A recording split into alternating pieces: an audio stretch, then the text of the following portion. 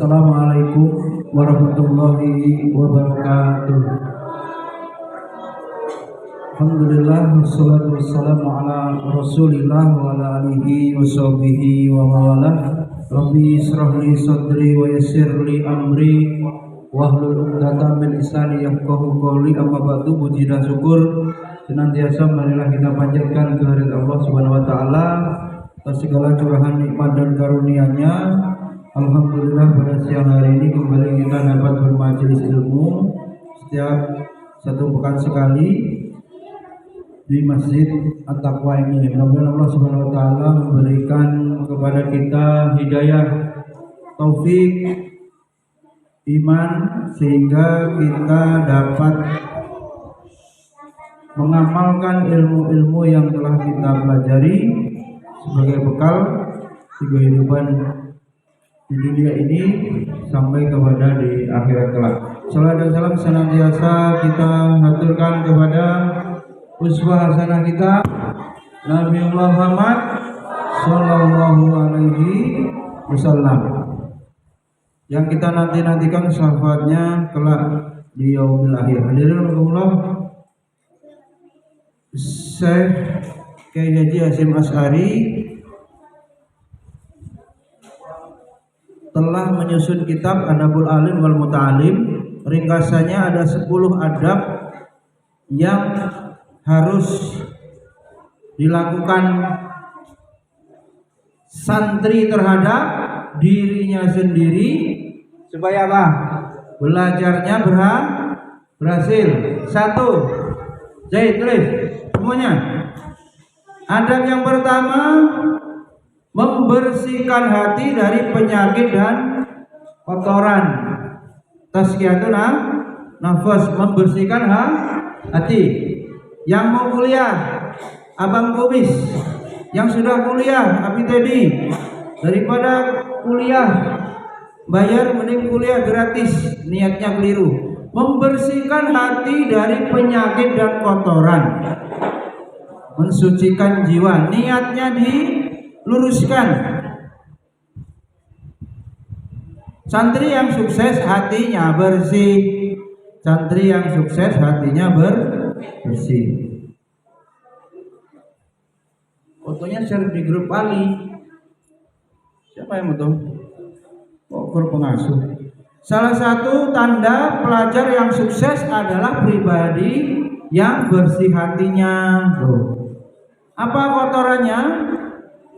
Iri, dengki, dendam, hasad, apalagi syirik, ya, yang paling ngeri, dan semua perbuatan hati, amalan hati yang tercela. Apa Gus? Bersih dari apa Gus? Jip, dari penyakit hati. Apa itu? 1. Iri, dengki, terus dendam. Wah, dendam. Torik yang dendam itu. Torik. Kayak bara api. Kemudian ya sombong, penyakit ahli ilmu, merasa dirinya paling pinter, nggak bisa menerima masukan atau nasihat. Kenapa harus begitu? Supaya bisa menerima ilmu, supaya bisa menghafal. Tuh, menghafal-hafal Din, cek hatinya kotor. Din, kenapa hilang-hilang hafalan?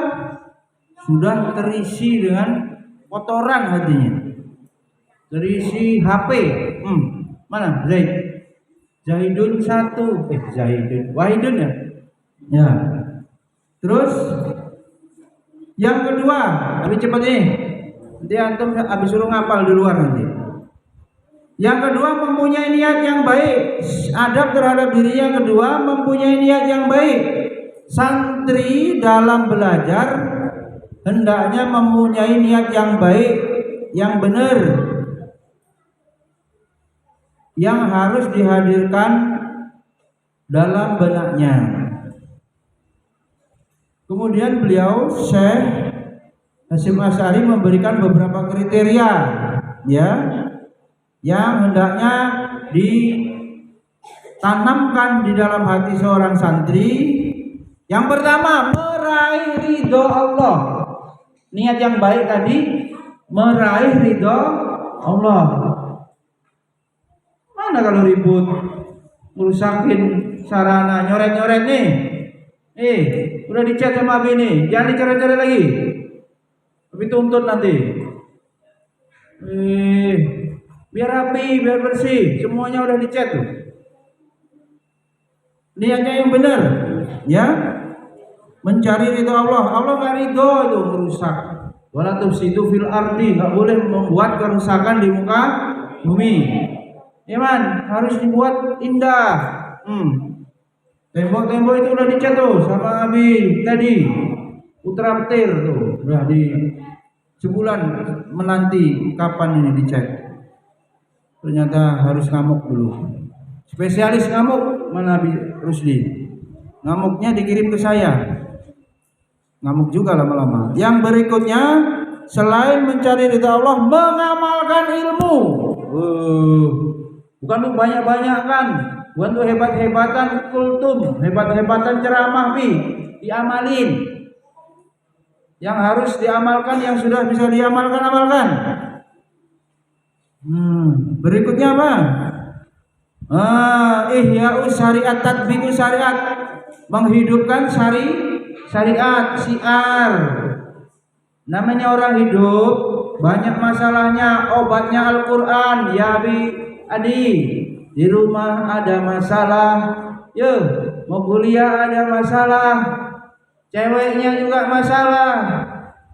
Baca Quran, coba kayak sekali-kali setengah 6 tuh Bang Kumis ngaji.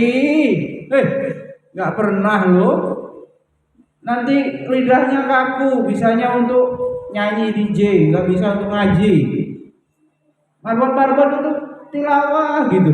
Sebelum subuh, sebelum maghrib, syiar-syiar ditampakkan.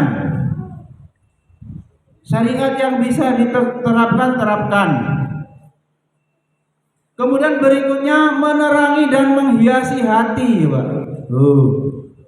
Niatnya itu ya supaya hatinya, ilmu sifatnya seperti cahaya tuh, ceramah virus itu. Berarti kalau ilmumu banyak, menuntut ilmu, kamu seperti sumber cahaya. Kalau pakai watt paling besar berapa watt itu? 100 watt. Ini berapa ini? Terang, ya. Semakin banyak ilmunya berarti bagaimana, Nail? Semakin terang. Semakin banyak dosanya, semakin padam tuh manusianya itu. Gimana Bro? Burem, redup, mati kalian. Paling terang tuh ada hadisnya gimana Bro? Wajahnya aura iman terpancar dengan tahajud. Wah, Bro ini juara tahajud. Abidiki juara apa ini? Nah, silakan ambil bagian. Menghiasi hati, mendekatkan diri kepada Allah, taklim, ilmu dibacakan, tenang diperoleh, sakinah diperoleh, semakin dekat dengan Allah. Kemudian berikutnya, orang menuntut ilmu itu tujuannya tidak boleh, ini dilarang oleh Kiai Haji Hasyim Asy'ari, dilarang untuk mencari dunia. Wahai santri, dilarang menuntut ilmu untuk mencari ambisi kekuasaan, jabatan, duit, harta, apalagi menyombongkan diri sampai pada posisi gila hormat. Dilarang. Apa tadi adabnya? Mempunyai niat yang baik menurut Syekh Hasyim Asy'ari, pendiri Nahdlatul Ulama, dilarang untuk tujuan dunia. Apa yang disampaikan oleh Kiai Haji Hasyim Asy'ari selaras dengan bagaimana yang disampaikan atau keterangan yang dipaparkan oleh Al-Habib Zain bin Ibrahim bin Smith yang menyatakan pentingnya niat dalam menuntut ilmu. Pentingnya niat dalam menuntut ilmu. Tuh. Apa kata beliau? Ketahuilah wahai seorang santri, thalib, pelajar, tilmid, mempunyai niat yang baik dalam menuntut ilmu, karena niat adalah pokok asas. Niat adalah pokok asas dasar dari semua perbuatan. Sebab adanya sabda Nabi SAW, innamal a'malu binniyat. Wa'lam annahu la budda li talibil ilmi min husnul niyah. Jadi seorang menuntut ilmu harus memperbaiki niat. Itulah yang kedua para santri sekalian. Kemudian yang ketiga, Kiai Haji Hasyim Asy'ari memerintahkan santri-santri untuk beradab. Yang ketiga adalah segera belajar, tidak menunda-nunda waktu. Bagaimana itu syairnya? Ta'allum fi sighar, ya begini mahfudatnya, belajar di waktu kecil ka naksi ala hajar. Belajar di waktu kecil ya seperti mengukir di atas batu. Semakin bangku tua, nambah umur, nambah ke umurnya, nambah tahunnya, nambah. Ini udah Muharram lagi, ilmunya nggak nambah, tambah tua. Semakin seperti mengukir di atas air, tarsok, besok terus. Paketnya diambil kapal. Orang kalau lelet hidup gitu. Sudah namanya fastabiqul khairat, ya berlomba-lomba. Itu namanya memang perlombaan, musabaqah. Jelas ya? Tidak boleh menunda-nunda. Seorang pelajar tidak boleh menunda masa belajar. Akan tetapi harus memanfaatkan masa muda. Yang muda, yang bergaya gitu ya. Yang muda, kumpul-kumpul runtang-runtung, bila bayar SPP pening. Balik itu harus mandiri, pergi. Mas Kumdin, pergi kau. Bertebaran di muka bumi 15 tahun coba. Bisa enggak itu? Berlatih. Berhenti yuk. Minta orang tua.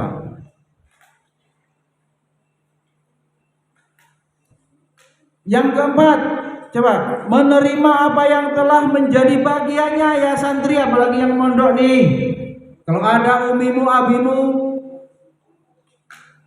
melaporkan curhat, Al-Ghazi makannya susah. Mana Al-Ghazi? Milih-milih. Kalau di pondok mau makan enggak? Jangan El-Ghazi, Abidiyah Birisnya sama aja. Seorang pelajar hendaknya menerima dengan rela apa yang telah disediakan baginya berupa makanan. Dibekalin apa? Zaidun, enggak lagi beli geprek sendiri. Apa yang ada di meja makan terima. Kalau ilmu mau masuk, ngapain begitu? Arfan, tumpah nanti di masjid nih, tinggal dimakan aja. Kemarin dikasih keripik ya, pahit, gosong, buang, nggak mati, nggak pahit-pahit dikit. Sayur kacang, mana Abi Jebri? Sengsara Abi Jebri. Mau sayuran ini terong kacang, mau, masa mau nggak mau? Sampai ke pondok dimasak malah dimakan. Kan pernah tuh Abi, bawa nih Lutfi Torik nih anak ke pondok yang lain 3 hari suruh hidup di sana, nangis gak dia? Nyuci lah, ngepel lah, masak lah, piket lah, makanannya telat dikit habis, nangis sana. Nanti dicoba begitu, sangkanya di supermarket ya habis dia, apa di mall, apa di warung makan. Coba jangan milih-milih makan, dilarang. Jelas ya? Dibekalin apa-apa? Terima ya. Dibekalin lauk apa aja terima. Siapa ini yang tukang rebel lagi, yang baru-baru? Weh, mana Jeb? Makan sayur. Biar mukanya cerah. nggak kusam. Siapa lagi nggak mau makan sayur? Yang kurus-kurus itu, makan sayur, makan madu. Itu harus dicek tuh, udah makan belum tuh? Kalau nggak ibunya sidak nanti ruwet. Ya, Mbak Nasma yang kurus-kurus tuh, melayang nanti naik motor, ngebut lagi, wes, ditangkap Pak Biris tuh. Habis ini nggak terima, dikejar, tinju Biris tuh, gepeng langsung. Ya, tadi nama kemudian berikutnya beliau menerangkan ya, tidak bahagia orang yang mencari ilmu dengan kemuliaan diri dan kemewahan hidup. Mana itu? Nggak boleh bermewah-mewah itu. Tetapi orang yang mencarinya dengan kerendahan diri, kesempitan hidup, dan berkhidmah kepada ulama, maka akan bahagia. Gimana tadi? Ulangi, perhatikan. Tidak bahagia orang yang mencari ilmu dengan kemuliaan di diri dan kemewahan hidup. Mewahan nggak bisa. Ini sudah ketentuannya. Semakin menderita, semakin ilmunya itu nempel. Semakin mudah mendapat ilmu, semakin mudah hilang. Itu udah rumusnya begitu. Jadi orang mencari ilmu dengan kerendahan diri, dengan kekurangan-kekurangan, kesempitan-kesempitan, dan mau berkhidmah. Semalam apa? Semalam wal barokah bil khidmah. Wal barokah bil khidmah. Barokah itu yang dicari ya, keberkahan ilmu. Yaitu dengan berkhidmah kepada ulama, maka akan bahagia. Yang kelima, tulis. Habis ini langsung dihafalin. Di luar. Nanti langsung dari kultum semuanya sama. 5. Membagi dan memanfaatkan waktu belajar secara efektif. Membagi dan memanfaatkan waktu belajar secara efektif. Sudah ditetapkan waktu bermain sebelum apel, mainlah. Bermainlah. Waktu apel dengarkan. Waktu sholat duha ikuti.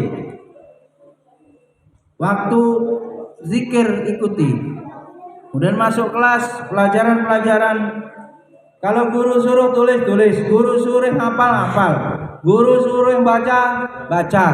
Gurunya suruh bertanyalah. Wayah-wayahnya apa? Perintahnya guru seperti perintah dari dokter. Kamu merasakan semuanya? Pernah? Berobat kemana? Bidan apa dokter? Tabibah sama.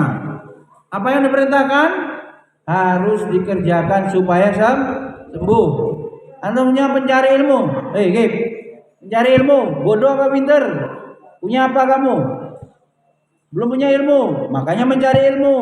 Dikasih tahu, ilmu dibagikan.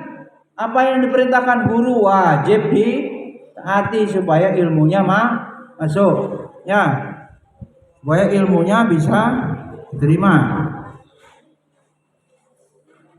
Ikuti waktu-waktu yang sudah ditetapkan. Berikutnya yang keenam, mengurangi makan dan minum. Mengurangi apa? Makan dan minum. Baik cocok ya Biris ini. Loh gimana katanya suruh gemuk. Nah, udah pasti gitu nanti. Tentu mengurangi ini yang berlebihan. Orang yang gemuk ini di sini disuruh apa? Dikurangi supaya ibadahnya tidak terasa berat. Gelundung aja nanti abidiki nanti dari atas. Susah. Berat. Di antara manfaat minimnya makan adalah terjaganya kesehatan jasmani dan dari menolak berbagai macam penyakit. Mas Kumdin, Nidin. Sesungguh mayoritas penyakit yang kamu lihat berasal dari makanan dan minuman. Asal penyakit ternyata banyak dari makanan dan minuman. Selain manfaat yang muncul secara lahir terhadap tubuh, sedikit makan dan minum juga memberi manfaat. Apa itu manfaatnya?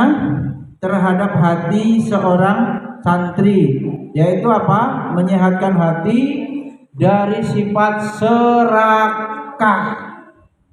Apa manfaatnya sedikit makan dan minum?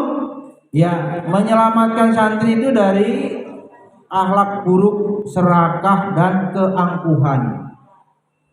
Coba kalau puasa lemas, mau bergaya, tenaga tak ada, ya, keinginan bergaya, belaga ada, tenaga tak ada, lemes juga jadinya, tuh, ya. Ini kalau kenyang-kenyang terus, sombong dia, tenaga ada, rakus dia, begitu. Ya, si Mas Hari kemudian menegaskan bahwa tidak ada catatan sejarah, sejarah nih, yang menyatakan bahwa wali Allah Subhanahu Wa Taala, para imam dan para ulama pilihan yang rakus makan, nggak ada itu. Tidak ada seorang pun dari mereka yang rakus makan.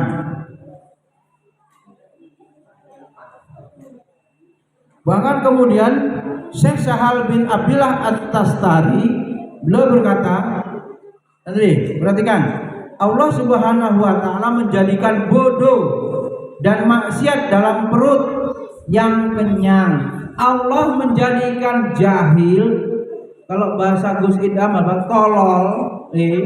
Tolol itu kalau dia kenyang. Maksiat juga kalau kenyang.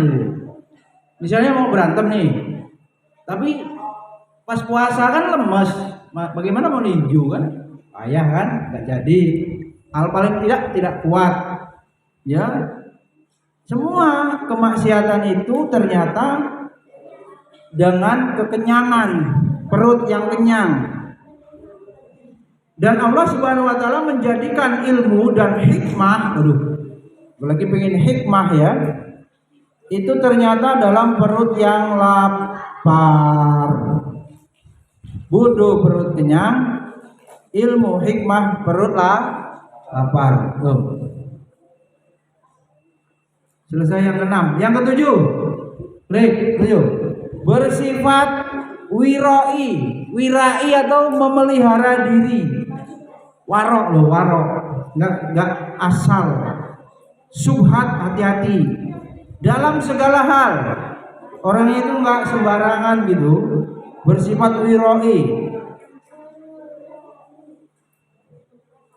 Hati-hati dalam perkara yang halal, dalam hal makanan, minuman, pakaian, tempat, dan seluruh kebutuhan hidupnya. Hal tersebut dilakukan agar hati pelajar tercerahkan. Semua yang masuk bermasalah nih, ya, kalau bersumber dari yang haram, mengalir menjadi darah, ya, akhirnya apa? Menjadi mudah berbuat dosa dan maksiat. Jadi ya, kalau nemu makanan, jangan langsung dimakan, diumumin dulu punya siapa. Ya, jangan asal-asal kebon-kebon, ambilin aja, gas, apalagi istilahnya. Gimana beda contohnya wirai itu? Warok. Hajar aja, hantam aja, hancurkan, habiskan. Nggak bisa begitu ya. Dia tanya ini halal betul atau tidak. Ya, orang yang warok ini halal aja dicek, apalagi yang subhat, pasti dia tinggalkan. Yang pengen punya wibawa ya, makan betul-betul halal, punya wibawa tinggi nanti. Ya, ngomongnya ini karisma apa istilahnya. Kemudian kalau doa makbul banyaklah ya dengan makan yang halal ini. Baik, berikutnya 8 Persanti. Angka ada catatannya hukum nanti. 8. menghindari makanan penyebab kebodohan. Beliau juga jelaskan ini. Yang membuat lola. Apa lola di? Wah, bidiki mantap. Paham. Loading lambat. Enggak mudeng-mudeng, enggak paham-paham. Apa yang dilarang? Apa itu? Makanan yang menyebabkan bebel, gobel. Apa berisiko? 1. Apel masam, kacang-kacangan dan cuka. Demikian hendaknya menghindari makanan yang menyebabkan banyaknya lendir yang dapat menumpulkan akal, gemukin badan, Abi Diki boy, seperti konsumsi susu. Wah, semalam mana bang kumis susu itu? Dan ikan secara berlebihan. Susu ini susu sapi ini ya, susu kambing bagus. Tapi ya apa-apa kalau berlebihan. Madu dianjurkan berarti solusinya. 9. Mengurangi tidur. Nah, tidur habis subuh. Kepala dapur, nggak makan tuh santri. Kalau Abi tadi tidur habis subuh, boleh tidur. Tapi sakit, langsung rujuk rumah sakit. Suntik di sana di. Mengurangi tidur. Yang 9, santri. Banyak tidur merupakan salah satu hal yang menyebabkan malas, kaslan.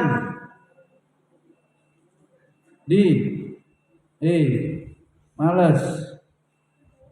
Tidur. Qailullah itu berapa lama ya Abidiki? Qailullah berapa lama? Bis duhur sampai azan asar. Labas lagi hari Sabtu. Berapa lama? Yang minimal setengah jam, sedang 1 ya. Dari situ ini harus mengikuti syariah. Udah dikasih jadwal siang, ngamuk biar ngamuk. Memang udah begitu harusnya. Ada jam-jam 2 ngajar, nggak lagi tidur sampai asar, enggak. Bulan pertama kedua oke, bulan ketiga enggak. Kemewahan tidur siang itu sejam aja cukup. Mas Kumdin, sejam. Ini Lutfi, sejam cukup, Bi. Setengah 11, setengah 12. Iya, Bi. Kan nanti biasanya dicicil juga tidur di kelas. Jam 2 itu merem-merem. Videonya bangun tidur. Gimana, Lutfi? Kurangi tidur, ya. Beliau banyak tidur buat males, kata beliau. Kiai Haji Hasyim Asy'ari menekankan kepada pelajar agar menyedikitkan tidur selama tidak membahayakan tubuh. Ya. Hadratul Syekh hendaknya beliau menjelaskan hendaknya durasi tidur pelajar tidak melebihi 8 jam dalam sehari semalam. Jika mampu lebih baik lagi durasi tidur di bawah 8 jam. Jam 9 tidur, bangun jam setengah 4 atau jam 4 lambatnya, itu berapa jam tuh? 7 ya. Siangnya 1, 8 juga gitu. Habis itu siangnya 2. Waduh, lebih tuh. Di total umur 60 tahun tidurnya ternyata 20 tahun lebih. Buat pulau di Bantal itu sampai 20 tahun. Jadi dikurangi ya, yang 8 jam bagus dikurangi. Yang lebih apalagi ya, yang lebih itu pelor, jadi nempel molor, batang tuh istilahnya biris itu. Mayat-mayat bergelimpangan. 10 ya, sekarang 10. Kiai Haji Hasyim Asy'ari kemudian menegaskan, santri-santri ya man, supaya ilmunya berhasil belajar, tinggalin teman yang buruk. Memilih teman, tidak boleh berteman dengan yang buruk. Tinggalkan pergaulan negatif. Ya grup nggak jelas, MJ, Abi-adi, live, keluar. Nggak ada guna-gunanya. Allah akan menanyakan itu. Dihisab itu grup untuk apa? Tujuan didirikan grup, apa dibuat grup untuk apa? Keluar. Mau reuni. Siapa yang sudah lulus kuliah tuh, Mbak Ayu? Untuk apa reuni? Isinya pamer kekayaan. Susah menjaga hati. Kemiskinannya nanti diejek-ejek, woi dulu, minta ditraktir terus, sekarang udah kaya, belaga, udah. Cuman begitu saja. Cilakanya kalau ketemu mantannya Mbak Ayu, jadi ruwet. Kamu nasibnya susah amat nikah sama dia. Wah, beris dulu nih. Acak nikah sama saya. Wah, ini beris dulu ya. Macam mana itu? Dari dulu menderita terus. Udah ada keluar kalau begitu. Kita di akhirat nanti ditanya Allah sendiri-sendiri, ya. Setan pun berlepas diri kok. Orang apalagi ya. Nggak urus sendiri-sendiri. Keluarga pun ditanya sendiri-sendiri. Nggak ada urus-urusannya secara bersama-sama. Nggak ada. Hisab sendiri. Hingga kemudian para santri perhatikan, jangan asal milih teman. Jangan asal milih teman. Teman ada yang seperti apa? Racun. Pambing. Teman ada seperti gizi. Ada teman seperti obat. Perhatikan santri. Teman seperti gizi, guru, ulama, orang alim, Yanael, yang ilmunya banyak, kita kawalin dia, berteman sama dia, jadikan sohib apa, bestie apa, soulmate, teman akrab, sodiki, ya, Diki pilih. Teman-teman yang seperti racun, apalagi dia ngerokok, untuk apa? Apa dia punya ilmu? Ya, berisdo, kita berteman dengan teman yang buruk, namanya keracunan itu, seperti teman seperti racun, bahaya. Ya, oleh karena itu pilih teman. Agama kita tergantung teman. Teman kerja juga begitu. Cobalah ini siapa Abi tadi? Antum perbankan apa ekonomi? Pebisnis, duit. Kalau dapat duit Abi tadi, antum kira mereka mau ngapa? Kafe, ngerum, nyanyi di sana, DJ, pijet. Melacur narkoba, selesai tuh. Antum jadi guru, temannya mana ada? Di sini pol-polnya ngapa paling? Ada tamu udah kena omel. Ya, tamu jam berapa itu kena omel tuh? Ngapain gitu? Ya, harus pelit waktu supaya waktunya produktif. Ya, nggak ada healing cukup sejam udah cukup. Doa dari jam 7 sampai jam 10. 3 jam itu udah cukup healing. Lebihnya udah nggak beres nanti. Baik, santri, habis tugasin antum semua keluar apalin itu tadi 10. Nanti sebelum jam 2 setoran sama babinya. Sekarang yang paling di luar, yang main-main ada hukum. Baik, kita akan lanjutkan. Jadi alhamdulillah untuk materi berikutnya. Apa itu? Tadi di-share di mana tadi? Abi, materinya apa? Mbak Ulan, materinya apa? Mbak Ulan Purnama ini. Bulan. 4 dampak maksiat yang sering diremehkan. Ya. Apa judulnya? 4 dampak maksiat yang diremehkan. 1 apa Mbak Ulan? Apa Mbak? 1 apa? Sebab sulit masuknya ilmu. Maksiat yang diremeh-remehkan ternyata menghalangi masuknya ilmu. Ilmu adalah awal dari setiap kebaikan. Apa? Ilmu adalah awal dari setiap kebaikan. Iyalah, apa yang nggak butuh ilmu? Semua butuh ilmu. Tidak mungkin orang beramal kecuali dengan ilmu, ya, nggak mungkin. Amalnya kalaupun dia kerjakan bisa jadi salah, ya. Niatnya bisa salah, caranya juga bisa salah. Maka yang pertama memang harus dengan ilmu. Orang yang cuma niatnya kan benar, tapi ilmunya nggak punya, sangat mungkin terjerumus pada kesalahan dalam beramal. Nih, ya bagaimana mau wudhu nggak tahu caranya? Niatnya mau mencucikan toharoh, ya tapi nggak tahu caranya. Nah ini. Kemudian Rasulullah bersabda apa itu? May yuridillahu bihi khairan yufaqihu fiddin. Sesiapa yang Allah inginkan kebaikan untuknya, maka Allah akan pahamkan dia dalam agama ini. Jadi gimana kalau diterapin Kristo?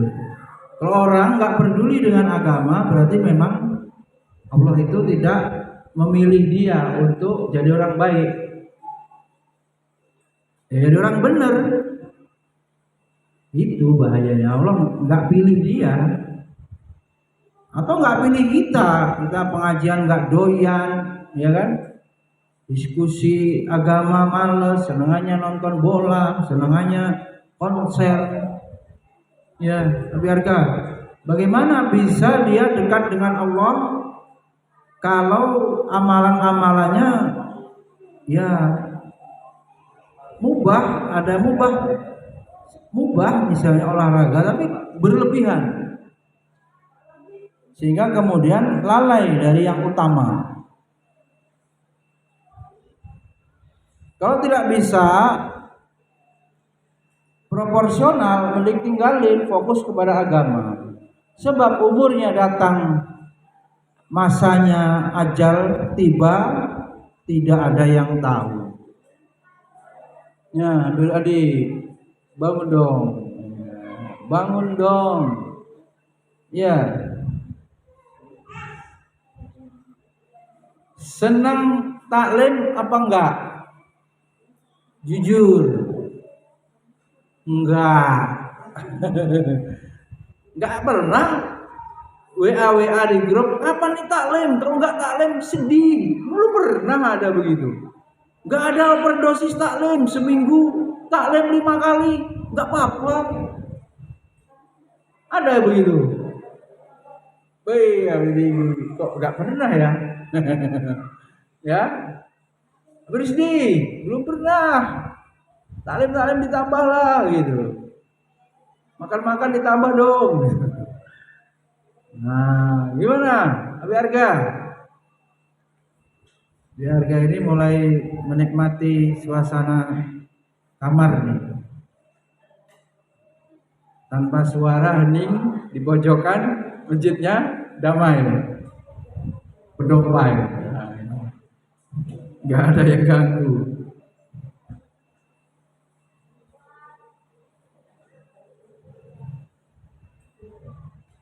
Ilmu adalah awal dari setiap kebaikan, ya, apapun. Dan ilmu merupakan awal dari setiap kebaikan ini. Kita bisa terhalangi untuk mendapatkannya. Kenapa itu? Karena dosa. Penghalang ilmu dosa. Silakannya dosa dianggap biasa. Udah masyhur itu ketika Imam Syafi'i mengadu kepada gurunya, ya. Di sini Imam Syafi'i mengalami masa-masa sulit dalam menghafal dan mendapatkan ilmu karena tidak sengaja melihat bagian kaki seorang wanita. Oh, hafalannya ini hilang. Oh, ini kaki ya, Bin. Ya, cuma kaki udah selesai ilmu. Sekarang mau lihat apa aja bisa dong. Pergi aja naik motor healing putar. Paha gratis dulu. Bukan hanya kaki loh. Ya. Paha sak kukunya gimana? Ya paha itu kuku lah gimana? Bidik ini udah umur nih, maka kalau nggak menikah bahaya tuh. Ilmu nggak dapet, hati hancur. Nikah, ya. Tahu nikah apa? Tinggal dicari itu ahwat-ahwat. Ditanya mau nikah sama saya, kan begitu bisa. Ya iya ngapain? Mau nggak mau cari lagi. Menang milih laki-laki itu. Dan siap ditolak, kan begitu aja. Kebal, udah selesai hidup. Wanita nggak bisa ngelamar-ngelamar menurut orang timur malu. Menurut orang Islam boleh. Yang perempuan ngelamar ya kan? Budaya kita malu. Ini gadis tua nanti bahaya. Kemudian apa ini? Yang kedua, maksiat dan dosa menyebabkan apa? Terhalangnya rezeki, ya Allah. Sebagaimana ketaatan bisa menjadi sebab datangnya rizki, paling sering apa? Istainu bisabri wa sholat. Tuh, perbaiki sholatmu, awal mula untuk memperbaiki karirmu, rezekimu, ya kan? Ini biarga jangan lesu. Macam mana biarga ini lesu kali? Woi, berat kali jadi guru, woi mundur, woi. Abi Fauji udah tak ada, begini rasanya jadi guru. Santri 4 biji nggak mau diem. Ya, antum mau coba ngajar TK tuh, kayak Umi Mutia, ditimangnya tuh, nah. Belum lagi Romesa kan nangis, habis dia tampil. Belum lagi bagus, nggak mau nulis. Belum lagi Zaid, ngelawan terus, ya hilang dia, nyumput di kolong.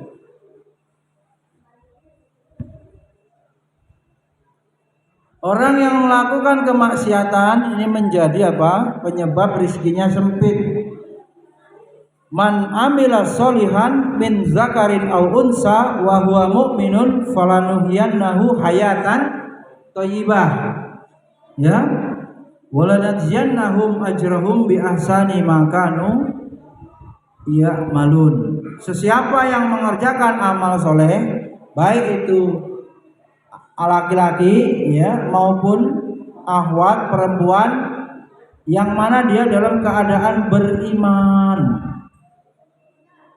maka sesungguhnya akan kami berikan kepadanya kehidupan yang baik, hayatan thayyibah, keselamatan dari kemusyrikan diantaranya, ya, hatinya terus condong kepada al-haq, kebenaran, ya, dan sesungguhnya akan kami beri balasan kepada mereka dengan pahala yang lebih baik dari apa yang telah mereka kerjakan.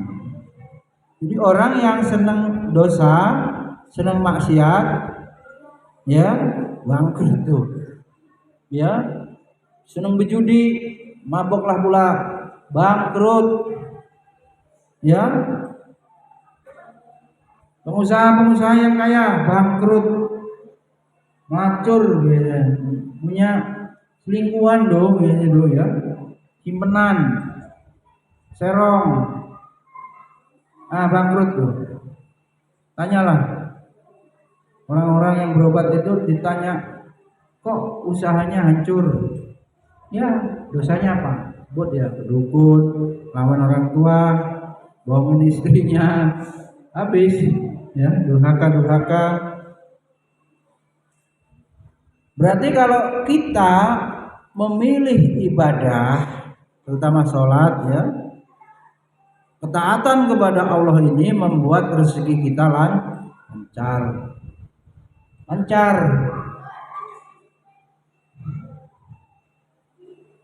Kira-kira kalau antum nggak mau menuntut ilmu, ada yang peduli ya?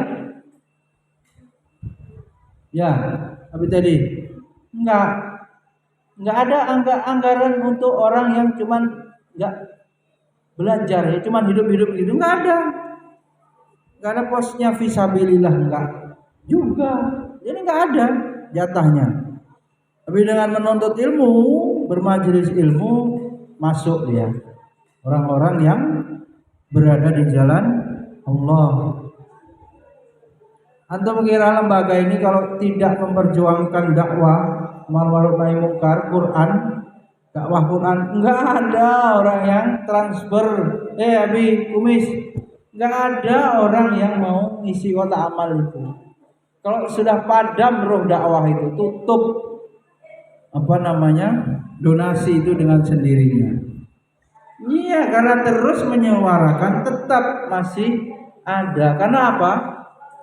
Siapa yang menjaga agama ini, Abi Rusdi? Hakikatnya Allah Al-Hadi.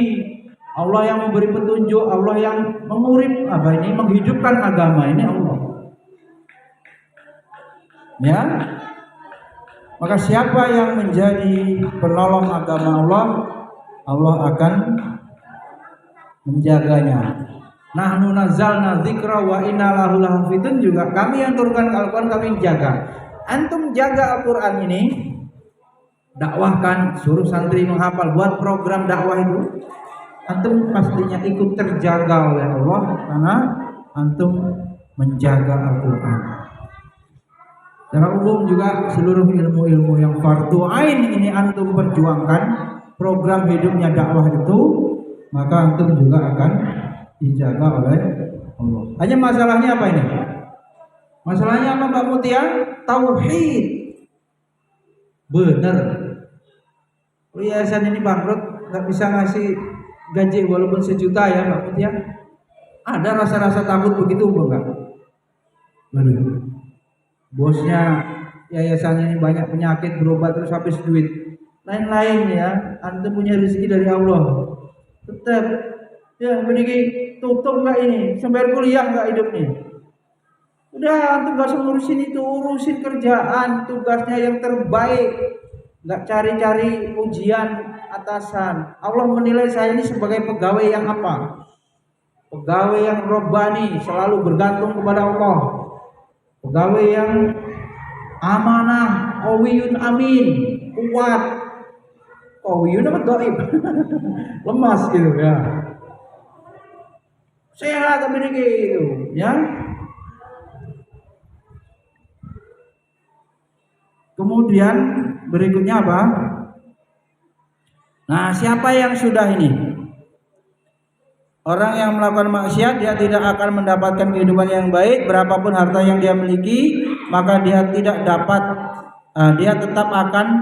akan bisa merasakan kehidupan yang baik. Dia tidak akan merasakan ketenangan. Kemana-mana orang itu nyari tenang nyari as-sa'adah, ya, nyari kebahagiaan. Tuh, sudah ketemu tuh. Bahagia itu dengan taat. Healing terbaik taat kepada Allah. Gitu ya Bismillah. Keluar di gang situ kan udah naik motor tuh, bawa Quran ngaji.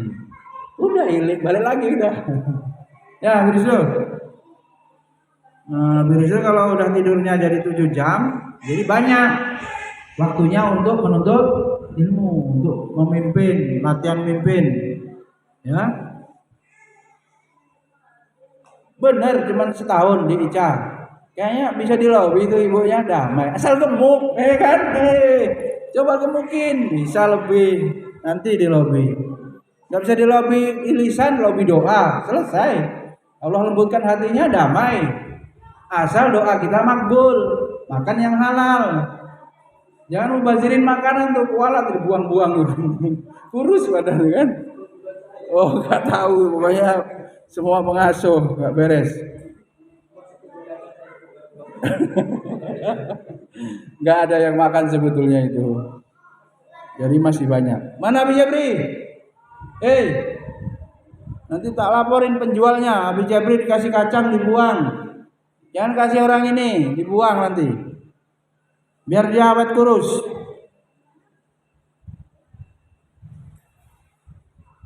Siapa yang kerja keras,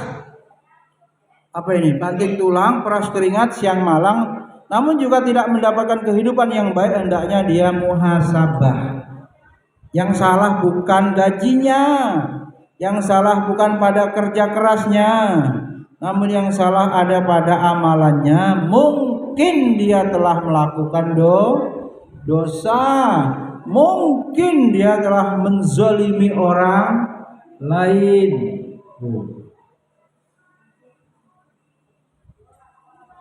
Itu yang kedua. Kemudian yang ketiga apa? Ya Bedi, sebab terhalangnya berbuat ketaatan. Matane loh di kalau suruh sholat subuh itu nggak mau melek, merem aja. Lupa orang gedor pintu ya bak kebangun. Ya, kalau sakit umumin sakit biar nggak diomel-omel. Nggak apa-apa sakit terus nikmati disuntik bidan terus. Kemaksiatan merupakan lawan dari ketaatan. Tidaklah seorang melakukan satu kemaksiatan melainkan dia telah meninggalkan satu ketaatan tuh. Konseling judi slot gimana solusinya? Isi waktu dengan kebaikan, jangan nganggur-nganggur. Abi-abi kalau terus habis piket dikontrol terus. Sarapan, habis itu sudah keliling, ngurus laundry. Habis duhur baru napas dikit udah azan. Habis apa ini? Keliling lagi asar. Nah, itu dia masalahnya. Jebol di mana dia? Sampai isya makan damai habis isya. Ini kayak amalan ini apa? Maling apa? Pergi dia. Nah, ini coba tinggal waktunya tidur. Ya, maka semua maksiat itu menghalangi taat. Akhirnya boro-boro tahajud, sholat subuhnya pun lewat, harus dibangun-bangunkan. Tinggalnya sih nggak salah-salah di masjid, pemuda kahfi, tapi nggak bangun. Coba tuh ya, tidaklah seorang melakukan satu kemaksiatan melainkan dia telah meninggalkan satu ketaatan. Semakin sering dia melakukan kemaksiatan, semakin sulit dia melakukan ketaatan. Ya waktu Ibnu Qayyim jelas waktu itu diisi dengan ketaatan supaya nggak ada lagi selah untuk maksiat. Di antara tanda diterimanya kebaikan, wa inna min alamati qabul al hasanah fi'la hasanati ba'daha. Nah, siapa yang pengen tahu amalnya diterima, ya ini caranya begitu, dan dia istiqomah dari satu ketaatan melahirkan ketaatan berikutnya. Jadi kalau orang itu ya tahu-tahu dia bersedekah, tahu-tahu dia ngajar, tahu-tahu dia ngisi taklim, gitu-gitu terus, pindah-pindahnya saja. Memang ada ganti variasi, tapi amal soleh semua, berarti itu amalannya diterima. Kasih sayang Allah itu dengan memudahkan dia pindah-pindah amal ya. Itu yang wajib nggak kita bahas di sini. Karena itu standar muslim minimal yang kita selalu bahas, maknanya menjadi muslim istimewa atau spesial ya, dengan banyak melakukan yang sunnah ketaatannya atau jumlahnya diperbanyak. Ini ya. Jadi tandanya begitu, wa inna min uqubah as-sayyiati sayyi'ata ba'daha. Jadi hukuman dari pelaku dosa itu digampangkan berbuat dosa yang lain. Itu gimana urutannya itu, kisahnya itu? Ada wanita dizinai, suruh zinai, ada apa lagi? Ada minuman keras suruh mabok, ada apa lagi nih? Membunuh bayi itu. Dosa 3 ini mana yang suruh pilih? Suruh pilih mana yang mau dilakukan? Yang paling ngeri apa? Oh, membunuh ngeri. Berzina ngeri pula. Ternyata paling ringan katanya apa? Mabok. Dipilihlah mabok. Setelah mabok, karena sudah mabok, bagaimana harus wanita dizinai, dibunuh pula. Semuanya dilaksanakan dosa-dosa itu. Itu menandakan apa? Hukuman dari satu dosa adalah dimudahkan atau dia bisa melakukan dosa berikutnya dengan mudah. Hati-hati itu hukuman dari Allah begitu. Makanya sering kita menyaksikan orang yang soleh, taat, ikhlas dalam ketaatannya, dia semakin bertambah soleh. Habis itu siapa yang datang semalam tuh? Bawa mobil itu? Kayaknya anak IAT ya? Hartono ya? Ya. Mukmin. Hartono ya? Kakak tingkat kan? Kalau jumpa begitu bisa ditanya. Kelihatan semakin alim, semakin soleh, nah kan? Umpamanya ya, lama gak jumpa nih. Begitu. Kelihatan semakin ikhlas. Ya. Kalau kita berjumpa dengan orang soleh, kita lihat orang itu semakin solih, taat, karena memang ini merupakan salah satu balasan dari Allah untuknya di dunia. Allah mudahkan baginya melakukan ketaatan yang lain, sehingga kelak ketaatan-ketaatannya ini bisa mengangkat derajatnya di surga. Sebaliknya nih, kita pernah kenal sama orang itu lama gak jumpa, setelah berjumpa, oh dia lagi mabok, ternyata dia lagi macur, lagi judi online, macam-macam maksiat yang dia lakukan. Sebab apa? Kedurhakaannya itu berbuah pada dimudahkan dia berbuat dosa-dosa yang lain. Satu dosa dihukum oleh Allah dengan dimudahkan berbuat dosa yang lain. Hadirin kemudian yang keempat, yang terakhir, apa tadi judulnya? Judulnya apa tadi? 4 sebab apa? 4 dampak maksiat yang sering diremehkan. Yang keempat, timbulnya permusuhan. Walladzina nafsu Muhammadin biyadi ma apa ini? Tuwaddu isnani apa begini matanya? Fafriku bainahuma illa bidzambin yuhdisuhu ahadu huma.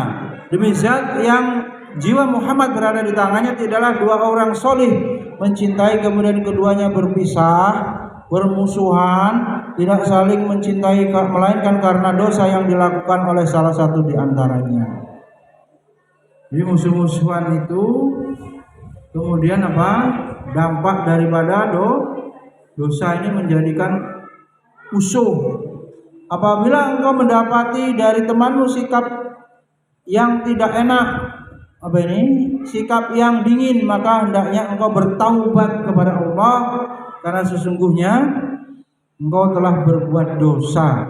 Dan apabila engkau mendapatkan dari mereka rasa cinta yang bertambah, maka ketahuilah itu karena ketaatan yang telah engkau lakukan, maka bersyukurlah kepada Allah. Ini judulnya 4 ya. Isinya 5 nya. Satunya hancur rumah tangga. Kalau saja kemaksiatan itu bisa menyebabkan hancurnya suatu umat yang besar, hancurnya bangsa yang kokoh, ya apalagi hancurnya sebuah keluarga yang kecil. Keluarga itu terdiri dari ayah, ibu, anak, mungkin juga ada nenek, kakeknya, mungkin juga ada paman. Tapi segitulah keluarga itu. Mungkin ada adik, sedikit lah, artinya kecil. Bangsa ini hancur kalau adab hilang, akhlak hilang, maka bangsa itu runtuh. Kemudian kalau hukum tidak ditegakkan juga begitu, keadilan tidak ada, hancur. Ya, rumah tangga banyak maksiat dan dosa, hancurlah pula. Ya, apalagi cuman sekecil rumah tangga. Yang awalnya baik-baik saja, pasangannya akur, kemudian seiring waktu berjalan tanpa disadari, entah suaminya entah istrinya berbuat maksiat, akhirnya apa? Hancur. Sungguh ketika aku bermaksiat kepada Allah, dikatakan oleh ulama, maka aku melihat pengaruh jeleknya pada tabiat hewan tungganganku dan juga istriku. Ini gimana begini sarahnya ini? Habib Rusdi, bagaimana ini ceritanya ini? Habib Rusdi bermaksiat, Habib punya istri, istrinya juga membangkang, bantah terus. ngatur terus gitu. Akhirnya apa? Istrinya berbuat dosa yang lain ya, bisa selingkuh, bisa macam-macam. Anaknya juga bisa dong, hewan aja ngaruh. Kenapa? Karena maksiat yang punya. Motor mungkin kalau sekarang ledak motornya ya, yang punya Abi Adil lah yang keliling-keliling, gitu kan. Maka kita doakan HP-nya meletus kalau buat aneh-aneh. Atau paling enggak hang ya ngelak apa-apalah mendadak. Ya. Seperti itu ya. Ini tulisannya judulnya 4 tapi isinya 5. Baik, mudah-mudahan bermanfaat. Ada pertanyaan? Habis ini mau bimbingan berangkat, laju. Katanya kemarin nyelesain, sudah selesai hari ini hadap. Jangan pulang sebelum ada kejelasan, ngineplah di kampus. Ya, Bang Kumis, yang warna biru-biru itu diberesin, yang belang-belang di kamar mandi, di kamarnya Abi Boy. Itu kamarmu itu, bukan kamar Abi Boy itu, kamarmu yang sebelah sini. Ya, dirapin. Harga. Sebelum jam 2 itu anak-anak ditagih itu, Abi Jebri ditagih itu. 10 itu suruh ngapalin. Ya. 10 itu suruh ngapalin. Abi Jebri ada pertanyaan? Kacangmu dibuang. Om kalem ya ngono. Bengok-bengok ya malah damai. Ya, sisa waktunya untuk itu ya, supaya mereka betul-betul memiliki adab ya untuk ngecek adab santri itu.